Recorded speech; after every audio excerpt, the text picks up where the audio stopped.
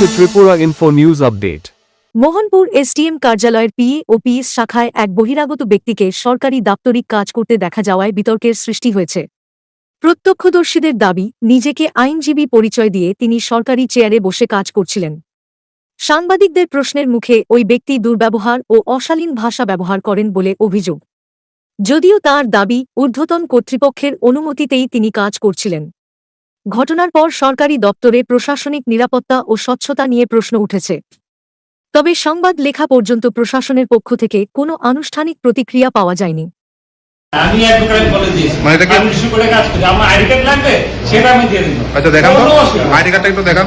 এক প্রকার কি মানে আপনি হুমকি দিচ্ছেন নাকি? হুমকি দিয়ে আমি ইনফরমেশন দিয়েছি। আচ্ছা আচ্ছা, আমি এই রুমের যে অথরিটি আছে ওর থেকে পারমিশন নিয়ে আমি কাজ করছি, ঠিক আছে? আচ্ছা আচ্ছা, আমার একটা 117 কেস আছে, আমার ড্রাফটিং দরকার আছে, সেই জন্য আমি।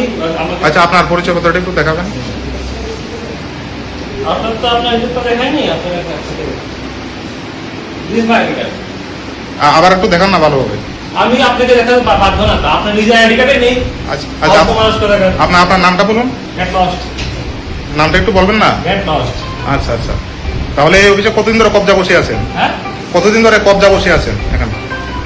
আরে তো পাগল লাগে আপনি নিজের আইডি কার্ড আইডি কি আছে আপনার? আচ্ছা আপনি নিজের আইডি কার্ড। আচ্ছা আপনি তাহলে বলছেন যে আমি পাগল? হ্যাঁ আমি পাগল? অবভিয়াসলি আপনার নিজের কোনো আইডি কার্ড নেই, আপনি কে? আপনি আচ্ছা এখন আমার পরিচয় দিচ্ছি, আমি একজন সাংবাদিক।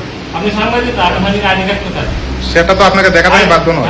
সেটা আপনাকে আমি অ্যাডভোকেট সাহেব আপনাকে আইডি কার্ড দেখিয়েছি তো। আরে আমি আপনাকে অ্যাডভোকেট সাহেব, আমি যে অ্যাডভোকেট, আমি চাইছি এখানে আপনার কাজ কি? আপনি তো একটা পিএস এর চেয়ার দখল করে বসে আছেন। দখল করে বসেছি। আচ্ছা আমি দখল করে বসেছি। আচ্ছা আমি কি দাও? আচ্ছা আমি এখন দখল করে বসেছি। আপনি তো দখল করে বসে আছেন চেয়ার। তো কি দখল করে বসেছি? চেয়ার এই রুমটা কার? আসুন বাইরে আসুন, দেখা যাবে। হ্যাঁ দেখেন দেখেন, এই রুমটা কার? রুমের অথরিটি কি আছে? দেখুন দেখুন রুমটা কার আপনার মাথার উপরে? অথরিটি কি আছে আমি বলছি, আপনার রুমের অথরিটি কি আছে?